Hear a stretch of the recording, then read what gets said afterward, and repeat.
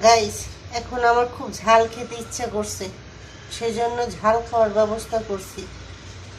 ব্যবস্থাটা হচ্ছে, এখানে পেঁয়াজ কেটে নিছি, কাঁচা পেঁয়াজ আর কাঁচা মরিচ। হ্যাঁ, এটা সামান্য এখানে একটু লবণ দিয়ে নিছি। লবণটা দিয়ে কাঁচা পেঁয়াজ আর এটা মেখে নিব।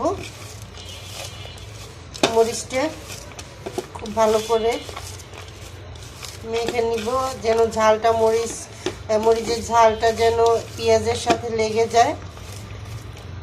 তো এখন আমি মুড়িটা দিয়ে দিব এখানে, বেশি না, অল্প পরিমাণে মুড়ি দেওয়ার পরে এখন এখানে একটু সরিষার তেল দিয়ে দেব। সরিষার তেলটা দেওয়ার পরে এখন এটা মেখে নিব।